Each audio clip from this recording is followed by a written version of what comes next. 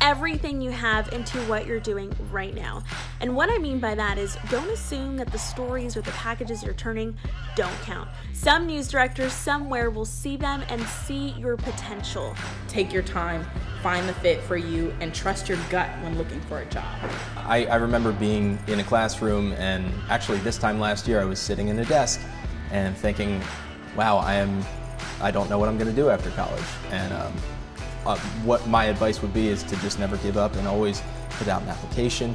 It's going to take a couple extra hours, but totally worth it. Maybe about 7-8 months before you graduate, start looking. Don't be like me and wait like 3 or 4 months before you graduate. It would be to not focus any attention at all on the size of the market that you're applying to. Because at the end of the day, market size, in my opinion, does not correlate to the extent of the news that you're going to be able to cover.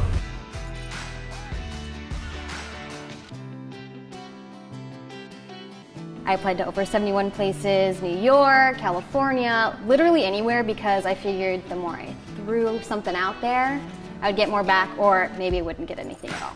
So yeah, I applied to a lot because I wanted to make sure I had all my bases covered. And I probably applied to 50 to 100 stations. Everywhere I looked, if it said entry level, if it said 5 years experience required, I didn't care, I applied. 100 or so, and I only heard back from maybe 5 or so, just a handful.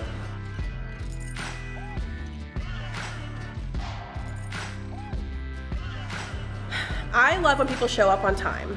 I love when people show up with a good positive energy. I know we all have bad days. Everyone's tired. I know that. We're all exhausted. But if you show up to work exhausted, not willing to work, not willing to put forth the energy and bring something to the table, that can really reflect poorly on you as a coworker, at least in my opinion. I want to be able to rely on my coworkers to know that they're going to put as much energy into the project or whatever it might be as I'm going to put in.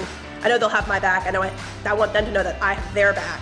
So I think that kind of makes a good teamwork framework, if that makes sense. As somebody who is going to work as hard as me, or if not harder, I don't want somebody who's going to be kind of slacking off next to me or anything like that. Because if somebody's going to slack off near you, then it's kind of going to rub off on you.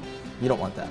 The people you work with can make or break a situation. If you walk into your newsroom daily into a negative environment, that will affect you at some point in your career. You want to be able to be happy to come to work, not just because you love your job, but you love the people that you work with, you love the people that you interact with every day.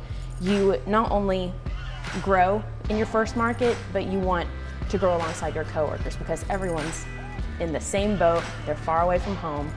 And I know one person who, although she grew up here in Lake Charles, we started reporting the same time and we leaned on each other. And one of my really good friends who graduated a year before me, she said that you will make your best friends in your first market. And I know I have.